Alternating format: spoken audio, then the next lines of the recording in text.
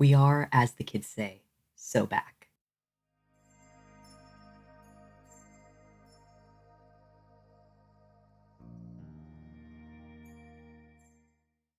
I know it has been several months since I posted a video. I did, however, warn you this was going to happen. I go through periods of being very invested and excited about posting stuff, and I post like a new video every couple of days, and then I go months without posting anything. It has happened. My prophecy has come true. Today I have for you several very exciting things. One of them is some corrections to statements made in previous videos. Small corrections, nothing like world-shattering. I also have an update about our questions about what the heck was going on with everybody's boats. Did they sink? Did they all get torpedoed? What's going on? I have answers, and I have outlined them in a beautiful spreadsheet with the names of the boats, times they were mentioned, because some were mentioned multiple times in the paperwork of the men in the record books. Any interesting notes about their provenance, whether they were sunk/wrecked, and when, if relevant, because some served in both World War I and World War II, and were sunk. Some were sunk in World War I, some were sunk in World War II. And I say that because some sunk in World War I, but then also were resurrected and also served in World War II. Wild time. Something I never thought to research.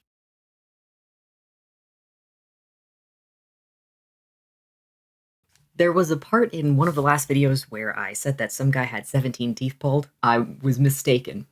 I was wondering why, because usually they cross out the teeth on the little dental template that they have in their paperwork. Usually they cross out the teeth they pulled. This one didn't have any teeth crossed out. It just had the number 17.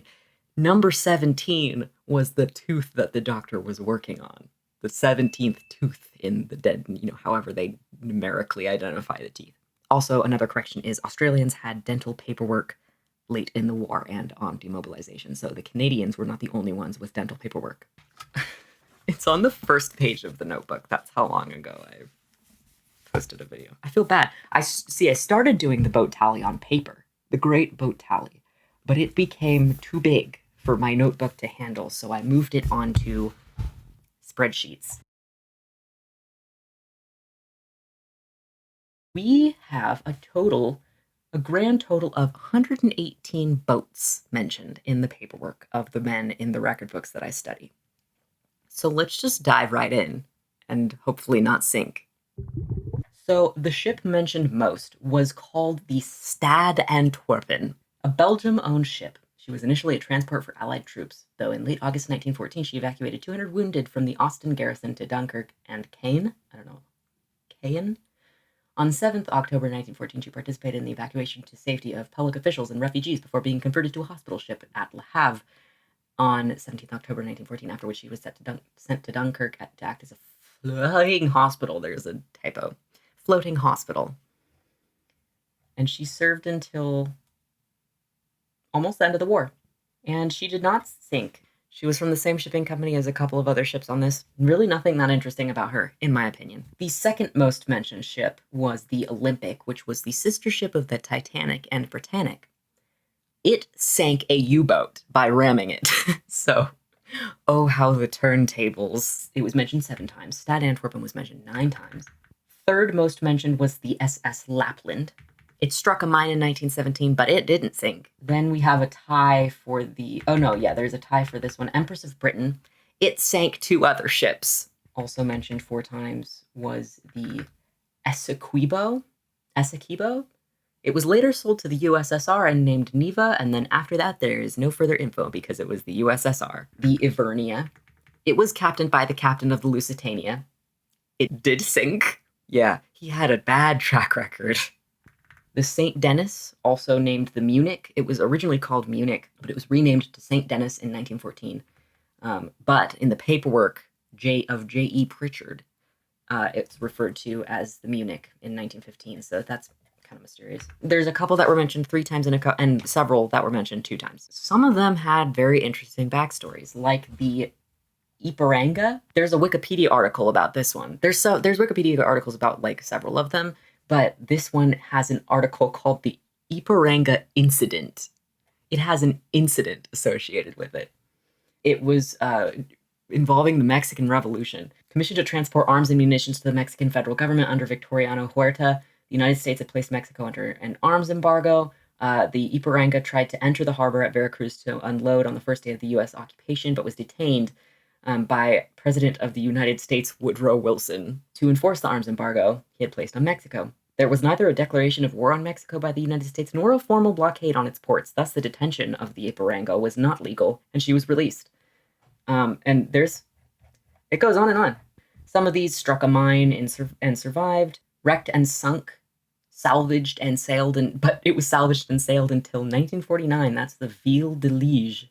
One of them, the RMS Tahiti, ferried the first casualties from the Gallipoli campaign, and then in 1918 it had an influenza outbreak, and it resulted in over 70 deaths. The HMS Niobe, what I put in the notes was, mascot was a goat, did not sink, but did explode a little bit. The 1917 Halifax explosion. On the morning of 6 December 1917, the French cargo ship SS Mont Blanc collided with the Norwegian vessel SS Emo in the harbor of Halifax, Nova Scotia, Canada. Mont Blanc, laden with high explosives, caught fire and exploded, devastating the Richmond district of Halifax. At least 1,782 people were killed. Oh my God. It was the largest human-made explosion at the time. The HMT Kashgar. In 1927, the captain suffered frostbite in a frozen bridge and had to have his toes amputated. The TSS Canona. The boiler crews mutinied in 1914 for more water and food. Hell yeah, comrades. Remember the Hesperian from last video? I knew it. Sometimes I just read something and I immediately know what happened. It was torpedoed. The SS Grampian was the ship that towed the Hesperian. It was not sunk, but it was gutted by fire while being repaired in 1921. The HS or SS Dongola sheltered many victims of the 1923 Yokohama earthquake.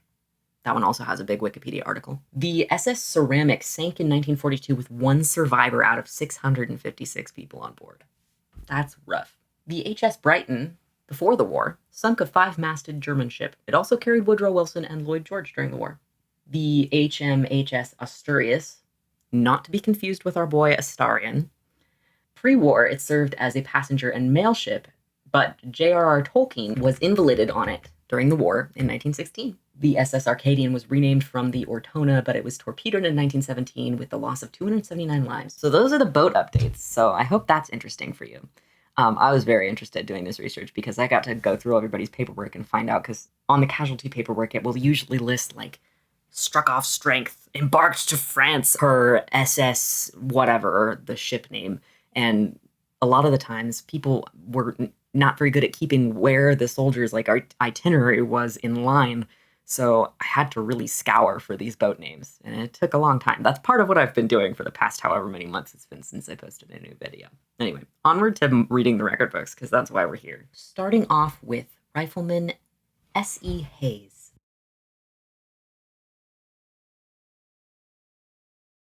Having only been in the trenches for 6 days, I will endeavor to describe the bombing raid in which I was wounded. We entered the front line on Sunday afternoon, June 26th. And after spending a few hours in there, we were placed in the support line and told we were to make a bombing raid on the German lines, supported by a gas and smoke cloud when the wind was favorable. This entailed fatiguing work, carrying boxes of smoke bombs and gas cylinders up terribly long and trying communication trenches, over our knees in water, and in several places up to our waists. Eventually, after 1 or 2 unfortunate mishaps, we got everything fixed up in the front line for the attack. It was now Tuesday afternoon, and as we had had no sleep, so we retired to our dugouts to get what sleep we could. We were soon awakened and informed that the attack would take place at 11 p.m. The battalions which held our front line evacuated it and retired to dugouts in the supports, and 80 of our regiment were told to take their places. We were placed at 25 yards between each 2 men, with the engineers filling up the intervening space with their apparatus for sending over the gas. The gas was sent over at 11:15 p.m., and at the same time, our artillery started an intense bombardment. The bad word, were not slow in replying, and had more artillery than we had bargained for. We now sent over the smoke bombs, which, mixing with the gas cloud, formed a very thick curtain of greenish-black smoke. After this had continued for 2 hours, 150 of the 17th, 18th, and 19th London regiments went over the top on the bombing raid. They were only gone 3/4 of an hour, but they had cleared the Germans' front line and brought 7 prisoners back and obtained information which was valuable to those in command of the sector. The Germans now renewed their bombardment with far more vigor and sent over plenty of high explosives, and trench mortars and rifle grenades fell like hailstones. It was one of these which knocked a chunk out of my thigh at the beginning of the bombardment, but fortunately did not explode on striking the ground. This was my only experience in the line, and I was hit my first time in, but although my story in France was so short, I had the pleasure of meeting friends, the Sisters of Ward B6, who during my stay there did everything that was possible for my comfort, and I shall always remember Sister Lance for her kindness to me as night sister, for her jolly bandages and bottles. My best thanks to all the sisters and orderlies of Ward B6, 22nd General. Yours sincerely, Sidney E. Hayes, July 3rd, 1916, S.E. Hayes, Ivy Dean, High Road, Lee, London, Southeast. Our boy Sidney Ernest Hayes. Service number 4413 was a private and rifleman in the 18th London Irish Rifles Regiment. He also served with the Connaught Rangers under the service number 29832. He was admitted to the 22nd General Hospital sometime around July 3rd, 1916. He received the Victory and British War Medals for his service. That's all we know about this dude. I only have his medal rolls. Why was I not able to find his grave? It looks like he was discharged as being no longer physically fit for service in June of 1918. But we don't know why. Let's see what we can find on findagrave.com, because I don't know. I don't know why I couldn't find him. This is one of my favorite resources because you can kind of, if you know the general like time that somebody would have lived, like obviously he couldn't have been born before like 1894. I'm really bad at math, so that's probably wrong, and I don't want to waste your time by doing math in front of you because it'll end it with me crying. I'm too gay for math. But he couldn't have been born before such and such time because you had to be a certain age to register to enlist with the military. He could have lied about his age, so that moves the birth date around a little bit. And then he couldn't have died after 1983 or something, like on the long end of old age. So we can kind of like guess about his birth dates and death dates, and then we can guess about the cemetery location. We know his first, middle, and last name, so that's really good. And then we can kind of from that reverse engineer, because if we do find his grave, we can find out the town where he is buried, and then that could lead to some stuff. If we took it to Ancestry.com and found census records from then. So let's see what we can find out. Sidney Ernest Hayes. Year born, we'll say 18. I don't want to do math. We're gonna do 1880. No, we're not. We're just gonna do death 1970. No matches found for that. Let's try without the middle name. 21 matching records found for Sidney Hayes, blah, blah, blah. Refined search. Let's do England. All right. We have one option. It doesn't give any information about his military service. Let's try a different death date. Let's do, can we do plus or minus 25 years? Okay. And we'll just do E. Hayes. Nope, nothing there. Let's try S.E. Hayes. 9 matching records. All Sarah Elizabeth. Nope. Okay, if we take away England, we have 39 matching records. Okay, in loving memory of my... Okay, that's got no information. Okay, I might have to do more research on this with like newspapers.com and stuff, because nothing really promising is coming up, except for this one Sidney Hayes in England, and there were a lot of people named Sidney back then. Dang it. I really wish I could find his paperwork, but like I mentioned, they're burned. They just don't exist anymore. So anything else we find out about Mr. Hayes is going to have to come from further research, which I've done a lot of research already. So like if I find anything else, it's going to be stuff that has been added since I first researched, 5 years ago, which admittedly there could be quite a bit. So I may update you on what happened to Mr. Hayes in the next video. We're going to move on to Lance Corporal James Boyle. I like this guy. He's funny.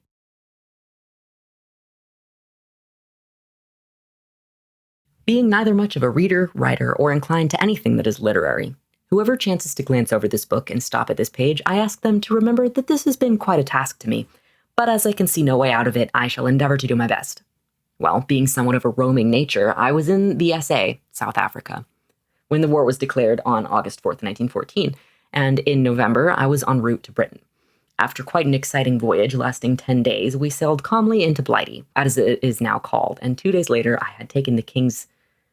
There's a symbol there that I couldn't really interpret. I'll put it on the camera and see if I can figure out what it is. And enlisted as a private in the Black Watch, or 42nd of Foot, as it was previously known. I was sent to Scotland, and after 2 months training, learning how to shoot straight, make trenches, etc., we were shipped to France, and ere very long, we found ourselves in the trenches. I think the first thing I realized was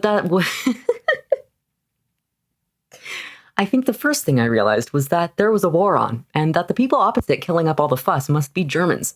The next was the shells coming over and causing such a deafening roar were very deadly, and if they dropped within a dozen yards of you, caused an immense shiver to run up your back, and one was immediately struck with the fact that if you tried to stop the traffic of any of those things whistling through the air, why, you were either treated very gently in some hospital or very gently laid to rest over the parapet. Another thing I learned was that life in the trenches during winter is no bon, as they say in France. So if you have a coat made of sheepskin, or for somehow or other, the wind becomes attracted to you, especially if you are wearing a kilt, and renders all your duties very uncomfortable and unpleasant. Mines, too, I noted, were very dangerous, more so if you were in the sectors in which they were sprung. You usually came in for a hot time, and while working in one, the language of everybody is very fluent, as they cause a great number of fatigues, and oftentimes one rest while out of the trenches is one of mining fatigues. Another thing I learned was that to go out on patrol duty was not a nice job, but your turn came and... illegible. You went creeping and crawling, and then, when you had reached the illegible spot to lay shivering for 2 or 3 hours to see what Mr. Fritz's next move was going to be, and maybe somebody would make too much noise, and Brother German, hearing, gets suspicious. Up goes a fairy light. We are seen. A scramble rush, and then back in our own lines again. To be well in with the NCO, I soon found out, was not a bad plan, as they usually secured the best dugouts, if there were any, and more rations than they were entitled to. As for the officer, to keep on the right side of him is diplomacy itself. The menu card caused me a lot of trouble, but I soon found out that one can make quite a good meal, capital G, of bully beef and biscuits. It does take a strong will at times to save enough tea after breakfast to shave in, but putting all things together, I believe what W.J. Bryan said, war is hell, but I think it had to be, if for nothing else than to supply the next generation with something new in the history line. There is no doubt a dark and terrible side to this war, but I must say I personally have had many a good day's enjoyment, not many miles from the firing line. I will bring this to a close now, endorsing what the rest of the boys have already said, that the doctors, sisters, and everybody connected with number 22 certainly deserve great credit for the work they are carrying on. Believe me, James Boyle. I have a lot to say about this guy's entry, but first we're going to learn about Mr. Boyle himself. Another little tiny entry. James Boyle, service number S/11954, was a Lance Corporal in the 9th Black Watch, Royal Highlanders, 44th Brigade, D Company, 15th Division. He resided in Belfast, Ireland. Why did I say Ireland in an Irish accent? I didn't mean to do that. Belfast, Ireland. He received the Victory and British War Medals for his service. Let's find out what we have as far as documents. That is it. Amazing. Can I find his... Let's see if we can find his grave. Like I said, the last time I searched up a lot of these guys was 5 years ago. So part of this is me demonstrating what I do to research and giving you tips, but who knows if it's going to be useful. James Boyle. Oh, 1,200 results. Okay, this one has a military insignia on the grave, so... Is it, or is that Jesus? I'll look into that a little bit more. Information definitely could have been added. People are adding things to findagrave.com all the time. All right. But for now, I want to talk about some things that he mentions, because he talks about several things that I think are really relevant and that pop up a lot in my research. First thing, there are several small things and several big things. First thing is that he says we sailed calmly into Blighty. Blighty is what they called England, or home in general, but specifically England. It's actually a bastardization of a Hindi word, Bilayati. I don't know how to pronounce that. But it became Blighty because the original word meant like foreign, European, dominion district. And then they called it Blighty because the British soldiers were often associating with Indian soldiers. And they would say, like, the Dominion. And so the Americans, or not Americans, the British were basically like, oh yeah, Blighty, that's what they call England. And so that became what they called England. So anytime you hear an English soldier say, I want to go to Blighty or take me back to Blighty. That's what they're talking about. They're talking about going home to England. And it was like the pinnacle of, if you get injured, you are hoping for a Blighty one, which means a wound that is severe enough that they don't just send you back to the front after, stitching you up, but not severe enough that you're like permanently disabled, but they send you home either to heal or, permanently because you have an injury that makes you incapable of fighting. Second of all, the parapet. I want to define parapet. The inner wall of a trench made of earth and wood and topped with sandbags to protect soldiers. So the parapet is like the thing at the front of the trench that you have to like climb over to get out of the trench. And the thing behind the trench, which looks kind of similar, is called a parados. Where is it? He talks about a fairy light. Up goes a fairy light. He spelled it fairy light, but it's actually a very light. So my thinking is that they probably called it fairy lights, like colloquially, but they're actually called fairy lights. And they were the like flares that they would fire to like see what was going on in no man's land. They're like very visually striking, but I imagine being under one when it was fired and you were like out on a patrol at night would be just absolutely horrific and terrifying. Bully beef was like, in a TikTok I refer to it as demon spam. But it was like canned corned beef that was just known for being tough and gristly and very bad. But that's what they had to eat. And biscuits like hardtack. They could have fresh vegetables because the mail service at the time was so advanced that a person in London could send someone a fresh vegetable from their yard and it would reach the front in like 2 days. And so whoever they sent it to would get like a fresh cucumber, which was like unheard of. I did do a video on nutrition in the trenches on TikTok, so if you want, you can go see that. It was pretty in-depth, surprisingly. But nutrition on the front was a huge deal because they basically only had the bully beef and biscuits that's mentioned so much. They had jam called Tickler's Jam. It was plum and apple. And that was the huge joke about, like, they only had plum and apple jam. I talk about that in the previous video, or the one before that, I think.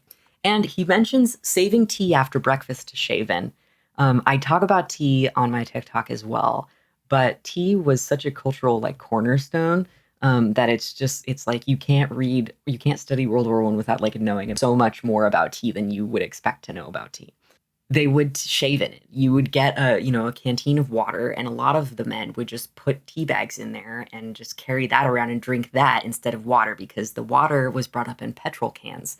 So it tasted like gasoline, and in order to make it not taste like gasoline, they would put tea in it. They had powdered creamer and like compressed milk that would like turn into creamer. You could boil it by putting it on top of a machine gun. While the machine gun was firing, it would heat it up so much that if you put your like cup of tea on top of the machine gun thing, it would heat it up enough to boil your tea for you. There is a myth, a legend about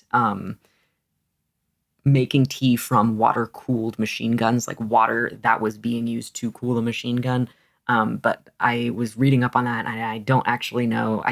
People were saying like they haven't seen any real references to that. They think it's like a legend that emerged. However, we did learn in one of the previous videos that there was coal fields where, like coal mines where soldiers were stationed, and the fields of coal were like on fire. And if you put your cup of tea down on the like boulders, it would boil it for you. This guy mentions that war is hell, but it supplies the next generation with something new to study, which I thought was a super interesting point of view.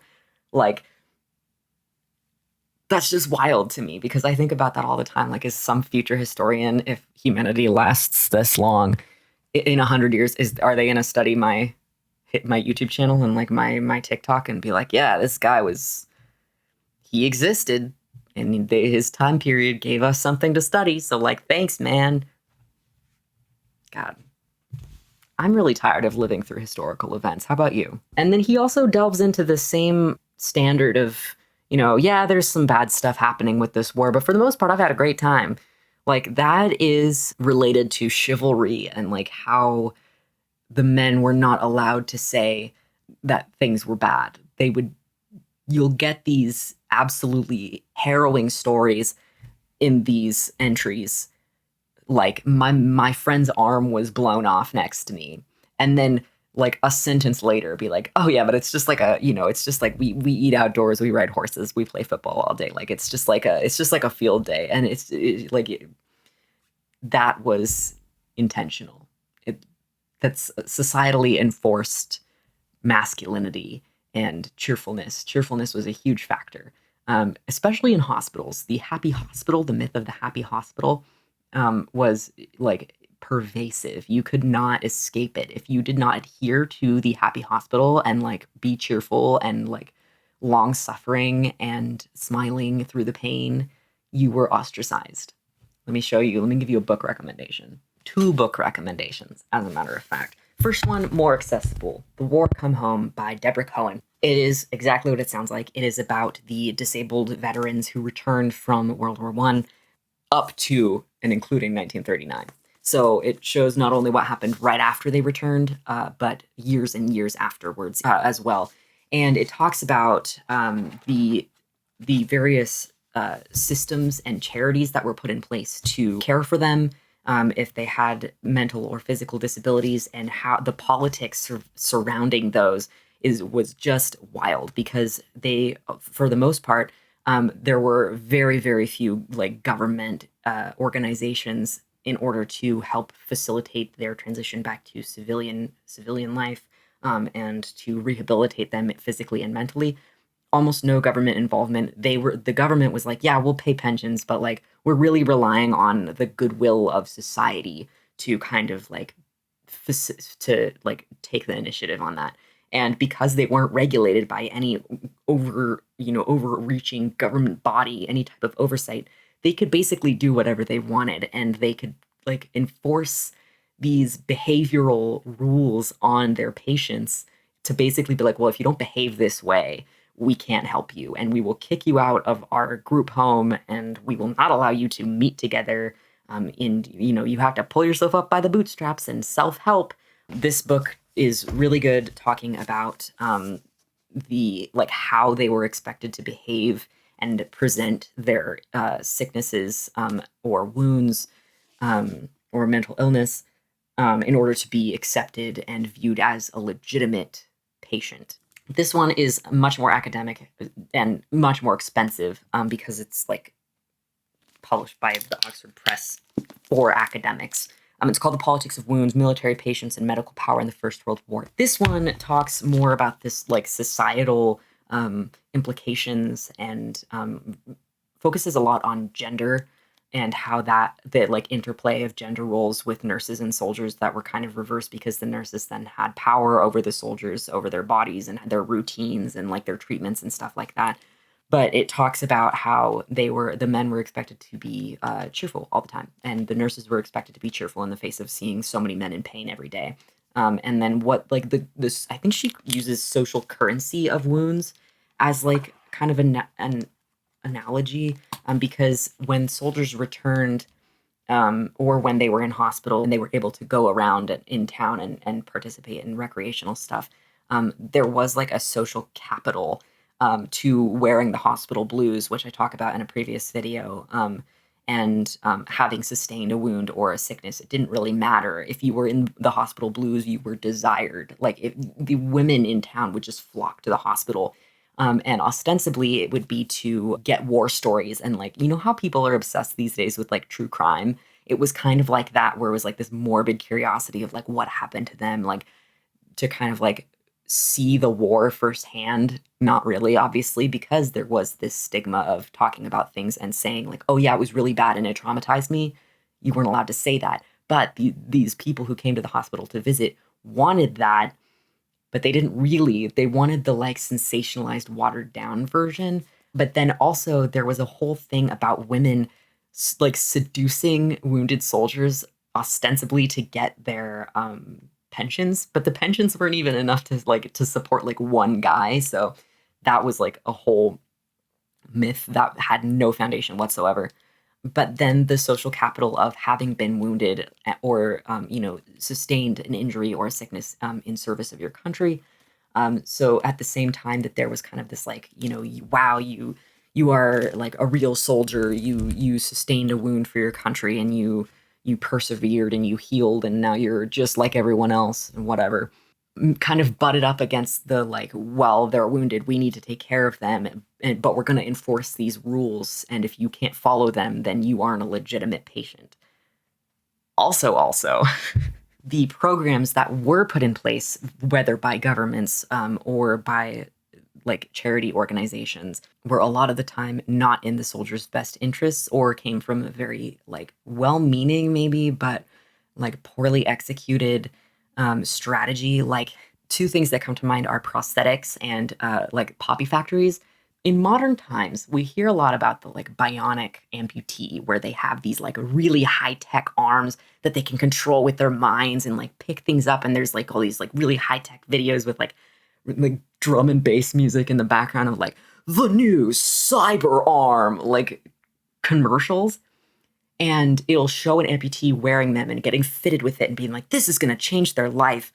But a lot of the times those prosthetics are shipped back to the factory to be like studied more or like used for more commercials, while the actual purpose of the process of producing them is not to help disabled people, it's to like bolster military power or something like that.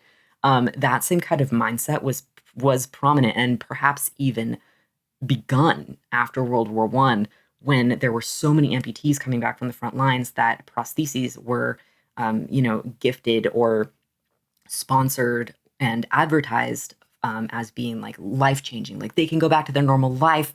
They're just like everybody else. They can, self determine, and they'll return to manhood. And it's basically like completing the man again. Like he was emasculated because of his wound. He had a part of his body removed, but now it's back, and so he's a man again. But the prostheses were often poorly fitted, not actually engineered for everyday use, or like really, really painful. And it would give them abscesses, and they had to spend years in physical therapy to like fix the abscess. All this combined with the amputation techniques basically being invented during this time period, and trying to keep the wounds clean, and like figuring out, well, okay, his bone is like shattered. How do we make a stump that's actually going to fit inside a prosthetic? These were all just being figured out like in the moment. They had no idea like what it was going to look like down the line. So the prosthetics industry was begun basically, and failed pretty in a pretty widespread manner. The other thing that came to mind was like poppy factories. So the disabled soldier, or the soldier with PTSD who couldn't go back to civilian life because he was so traumatized, there were lots of programs established originally to help rehabilitate and facilitate their return to civilian life, and to make them productive members of society, because that's what we care about in a capitalist society, is whether you can work or not. And so the focus was again on returning to productivity and returning to like full manhood, because if you can't work, are you really a man? If you can't provide for your family, what makes you any different from a woman? Anyway, and so these rehabilitation programs had a lot of shortcomings, in that they didn't guarantee you a job. Some did, but a lot of employers who promised their employees their job back when they returned from the war were no longer able to give them that, because they were missing limbs and they couldn't move around the building as well as they were once able to. And the unemployment pensions were just abysmal. But some of these rehabilitation programs were able to grant men jobs in factories making paper poppies to give to people when they like as like a remembrance ceremony. And I think that is like the most disgustingly ironic thing possible, is like, hey, here's the symbol of like everything that you and your fellows like sacrificed and endured, and like the allegory for this like relentless, unprecedented death, the red poppy, which, if you don't know, bloomed on the battlefields of France and Flanders after the war had turned up all of the mud. The image is just these red poppies spanning as far as the eye can see over where these death fields were, basically. Here's this big symbol. How about we put you to work making hundreds and hundreds of these random paper poppies for parades and to give to people, to like lay on the grave of the unknown soldier or whatever. and it was pennies, like pennies a day, like nowhere near enough to like get their own house or provide for their family that they once were, a accomplished businessman, and now they can't work because of whatever disability that they incurred during the war. So those are two books that I think really handle the issue pretty darn well. There are obviously other ones, but these are two that I think cover those issues that I just mentioned. This entry, it's really Australian. I don't know how else to describe it. I'm not going to do it in an Australian accent, but like you will be able to hear the Australian vibes like seeping and oozing out of this entry.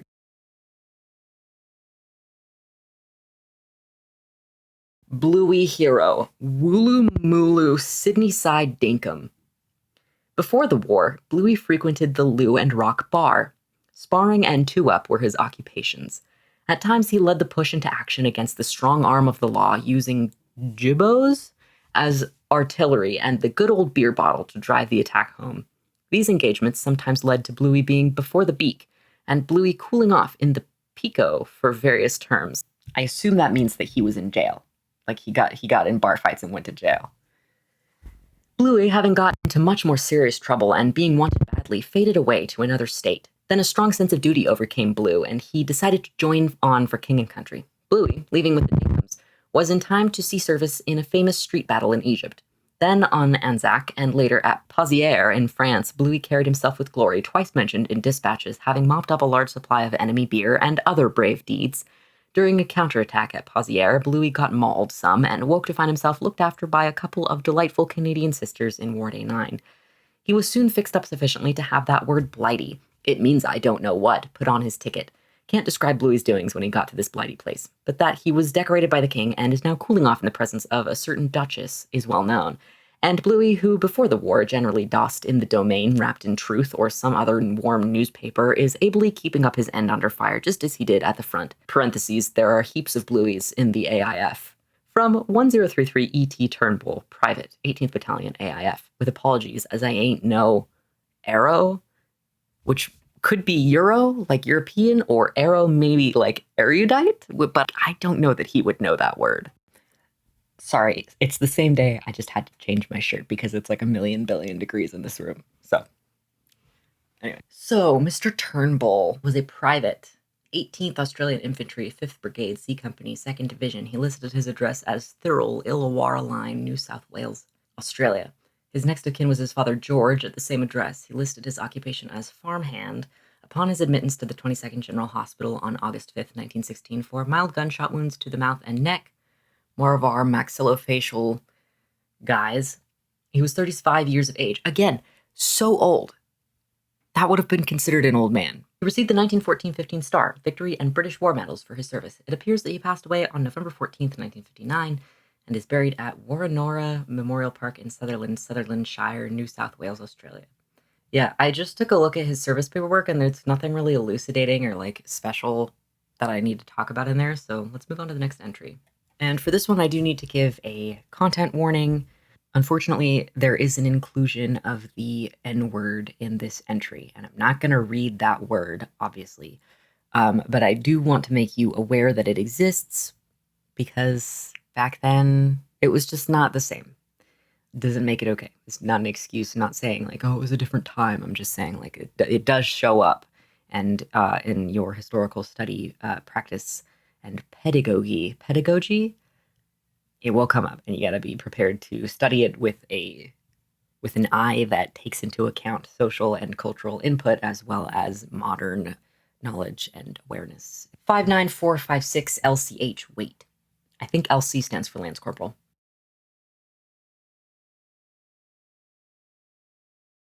Being dispensed from my section of the ambulance, no thrilling experiences of trench warfare are mine, but nevertheless I have one or two interesting and exciting times.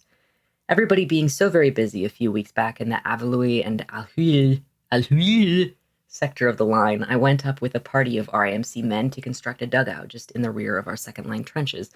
This dugout was to be used as an advanced dressing station and consequently was urgently needed, especially in view of the expected British offensive. The roofing of this dugout was the cause of a couple of my men being knocked out. The Germans had gotten an observation balloon up and so saw us all working like N-word to get this place finished. Suddenly, in quick succession, we got 7 shrapnel shells busting over our heads. Of course, the first one had hardly exploded before all were down in the bottom of the dugout. It was very funny to see all the chaps going pell-mell, and I'll guarantee that there were a few sore bones when the sorting out process was ended. After a few minutes back, we went in spite of rum jars, minis, whiz-bangs, etc., etc. We finished the job, though we were at it still by 2:30 in the morning. My experiences, as I have said before, are those of the hospital and receiving room. About the end of December 1915, we took over a French hospital near Albert. We had with us 2 very youthful doctors, who I will call A and B. One evening, a big artilleryman came in to have a tooth drawn. Now, neither of these doctors had ever drawn a tooth before. In fact, I had to point out to them which forceps to use. So after sterilizing it, A commenced operations ably assisted by B, who held the patient in the chair. I fancy the reader can imagine what happened. First half a tooth, then part of the gum, and finally the man himself, who brushed A and B aside and vanished. I hope he has pleasant thoughts of his dental treatment. We had another M.O. who had a peculiar habit of rubbing the tip of his nose with his first finger, the while he was questioning patients, or in fact talking to anyone. One afternoon he came into the dispensary for some stuff, and after he had got what he wanted, gave me a Red Hussar cigarette.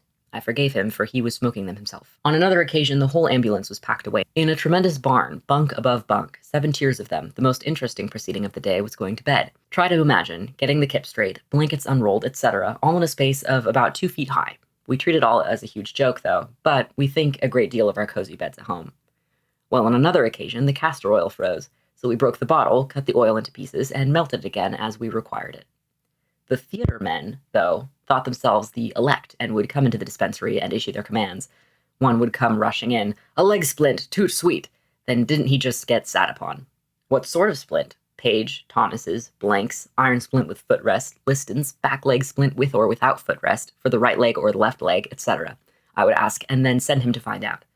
'Twas rather entertaining, but not quite as funny as the orderly who gave a patient 2 grains caramel, or the doctor who gave a number 9 for a sprained ankle. Of such things my life in France has consisted, and you must excuse its uninteresting character. I'm not a soldier, just an RAMC man.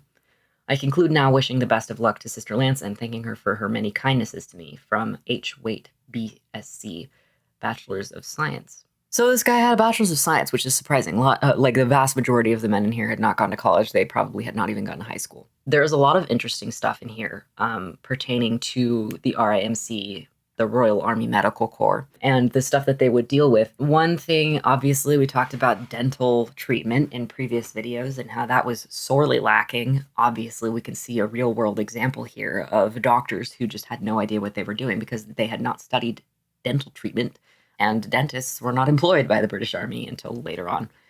The leg splint. Remember how I was talking about how the prostheses were being invented and like different methods of amputation were being pioneered just like as the war went on because of sheer necessity. The leg splint, the Thomas leg splint, also known as a Tommy, which makes it confusing because the British soldiers were also known as Tommies. So it's hard to keep straight because things are called things that are also called things that are things that are called things. I don't know. Listen. But the Thomas leg splint is mentioned in the book The Great War and the Birth of Modern Medicine by Thomas Helling, who is a doctor and I guess like a military historian of some sort. He wrote a book about the different medical advancements that were made during the war. It was very interesting. It was written at the height of the COVID pandemic when publishing was just a mess, even more of a mess than it is currently. So it is rife with typos. There is a typo on every single page, and I definitely think it needed a lot more editing. There's also like a weird amount of like Freudian psychohistory stuff that just does not belong there in a medical history, but moving on. The book talks about facial reconstruction, so it gives an overview of that. Definitely read The Facemaker by Lindsay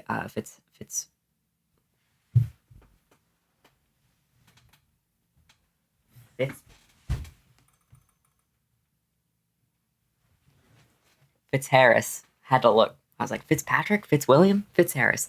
That goes way more in depth and I think is much more interesting in the telling of the story. But it also talks about the necessity for leg splints that immobilized a leg more efficiently, because when men were being transported from the front, from the various like casualty stations and dressing stations and regimental aid posts and stuff to actual hospitals, the roads obviously were not paved. They were barely even roads. Sometimes they were not roads, period. So there was a lot of jostling. Also on the Eastern Front, they would carry men on camelback. They had these like things that went over the camel's hump, and then had stretchers on the side. So that was not a smooth ride. They needed ways to immobilize the legs so that it didn't get further injured on the journey to the hospital, and so also so it did not cause shock that could actually kill someone just from the jostling. It could send your body into shock if you were already really badly injured. That splint is something that he's talking about. And when did he write this entry? The book one is from 1916. So the splint. Let's find out when was this splint. Thomas Leg Splint. Yeah, 1916. So this must have been quite soon after that splint was invented and put into use. Next, we have a poem, which is an original poem by this man, J. Bryant, which I think is extremely interesting.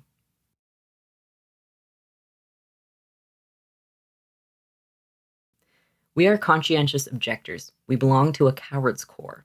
We will not fight. We will not shoot. We will not roam from our shores. And when we get in khaki, our trousers they will be as big as balloons with plenty of room to hold our shivering flesh. J. Bryant, Company Quartermaster Sergeant, Middlesex Regiment. Here's to the Sisters of Ward B6. When I came to it, I was in a fix, but thanks to the care of Sister Lance, I'll soon be about and playing my pranks. Conscientious objectors. World War I was really a defining time for obviously a lot of things: medicine, disability care, just everything. Because it was a conflict on a scale nobody had ever seen before. So they were making all these inventions and legislation that had never been needed before, or maybe was needed but wasn't. They had no reason to implement it, to want to implement it. Conscientious objectors became a thing when a person objected to serving for moral or religious reasons. And they were given a choice to work at home. So like be put to work as like a clerk in a regimental office on the home front, or to go to prison. This was specifically after the draft. But before, there were people who were like, no, we're not going to fight. And then they were under tremendous social pressure to join up. But specifically after the draft. And there was obviously a lot of contention over whether this was an okay thing to do or not, because the newspapers and the government was pushing nationalism and patriotism just relentlessly, both on like an official like government level and on an unofficial level. Alfred Milner, Lord Milner, who worked with several very prominent newspapers, and he was a banker and he was a lord, so we know that he's obviously not really hip hopping with the youth and the people who would want to be conscientious objectors. He was very in favor of the draft, and he got his other capitalist imperialist friends in on it and made a fake workers union called the British Workers' League. He did it to push the notion of conscription in such a way that it would inveigle itself into various like socialist groups. So he would publish these articles in his newspaper that he had ways into, say vaguely socialist things like, oh, we need better pay for our work or whatever. And then just as hard, if not much harder, he would push for conscription and say, if you're a worker, you love your country because you want to work for your country. So you should work in the way of submitting to the military. It really worked. And he had like fake funds that were charity funds in the bank that he was on the board of directors for. And they were like, oh, we want to set up a fund. Should we call it like the charity fund or something? And he was like, we don't need to call it anything. We can just like put the money wherever we want. Adding Lord Alfred Milner to the list of people I will be fighting when I go to hell, at the top of the list is Field Marshal Douglas Haig. To End All Wars by Adam Hochschild. It is a story of loyalty and rebellion, 1914 to 1918. It is about all of the different movements and personalities in the resistance movement to the war, movements plural. So socialist groups, unions, activists, feminists, and then the people who were in opposition to them. So like barriers that they faced to trying to end the war through anti-war movements and through conscientious objection. It really covers a lot of facets of the anti-war movements. One of my favorite things in here is the Bantam battalions, which were battalions of short kings. There was a height limit on you had to be over like 5'4", I think, to qualify as medically fit for service. They lowered it, I think, to 5'3" later on in the war. But if you really, really wanted to fight and you were under 5'4" or 5'3", they put you in a Bantam battalion. And if it was just battalions of short guys. And I think at one point, one of the battalions was like, no, we're not gonna do this. Maybe they were ordered to like execute prisoners or something. I don't recall. Oh, it wasn't an entire battalion. It was multiple. It was just multiple people from one of the Bantams. And they were executed. It's just fascinating stories in here. Something very strange has occurred. I don't have a blurb on this guy. Oh, it's because I just don't know anything about him. I'm going to have to do more research on that. Some of the men who just only left their regiment and didn't leave their service number or anything.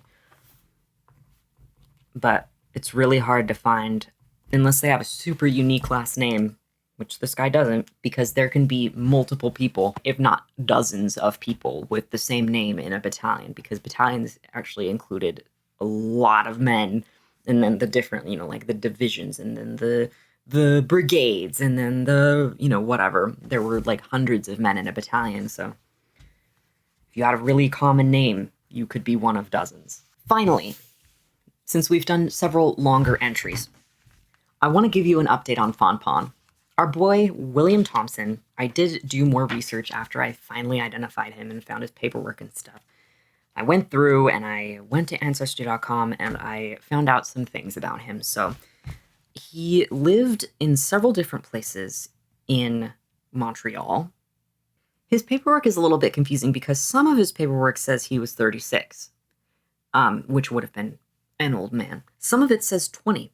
He was 5'7". He had fair skin, blue eyes, and fair hair. He had a sister named Louise, who was 31 in 1911, and she was born in Stonehouse, Plymouth. He had a mother named Henrietta, who was 63 in 1911. This is from the census, who was a widow in 1911. And another sister, Mary, who was 29 in 1911. She was a costumer. The mother and the two sisters, seemed to be living alone in Stonehouse at 6 Deptford Place in Plymouth. So they were in England. He was in Canada. It says on his paperwork, on his pension paperwork, his pension was sent to a lady named Blanche Alma Savage. But why, we don't know, because they did not get married. And on his paperwork, it says granted leave to marry. So I assumed he married Blanche A. Savage. Blanche? But in 1917, the census lists her as having married Merrill Crowhurst Martin 6 months before William Thompson's paperwork lists him as married. So why was he sending her money? Like, what was that about? So he did get married to somebody. Or maybe they pretended they were married, or maybe they got married in secret, but like she was really married to, so I don't know. That's really mysterious to me. And I've been trying to find more information about that, but I just haven't been able to. So like my thing is maybe he tried to claim that he was marrying her for a better pension. But the pension paperwork, like I said, I'm too gay for math. So the pension paperwork has numbers, and I see a number and my brain checks out. So I don't know. If somebody is interested in helping me look those over and who really knows what they're looking for in pension paperwork, I would like to know if maybe that might be the reason. Anyway, he did get married to somebody named Gwendolyn in 1941. He moved after the war to 177 Selby Avenue in Westmount, Montreal, and then later 379 Craig/Cray Street. It's unclear on the paperwork. Sometimes it says Craig, sometimes it says Cray, in West Montreal. Eventually married his wife Gwendolyn, becoming stepfather to Donald, Margaret, Nora, Mary, and Ruth. He passed away on September 22nd, 1966, and is interred at Sanctuary Park Cemetery in Weston, Toronto, Ontario. That's our boy Fonpon. I really am hoping to find a picture or something, because I'd been searching for him for so long that like I feel like I found the information and now I need to find out like what happened to him. If you have an ancestor named William Thompson, and you maybe have an ancestor named Donald or Mary or Ruth or whatever, I hope this video finds you, because I don't know. I feel like I need more to know that like he's a real person. It's so hard to communicate like why I'm so attached to like specifically like some of these dudes. Like I just find like some of their entries and their life stories really compelling, and like I just want to like connect their stories like to the modern time. I think I mentioned that in a previous video. I don't know. I just am interested in it. So Jay Bryant is somebody else. If you have an ancestor named Jay Bryant who was in the Middlesex Regiment, hit me up. All right, that's going to do it for today. I hope you enjoyed the boat updates because that was really fun for me to research. And I'll see you on the next video. Goodbye. Goodbye, goodbye. Oh, I'm so deep, baby, dear from your eye. Though it's hard to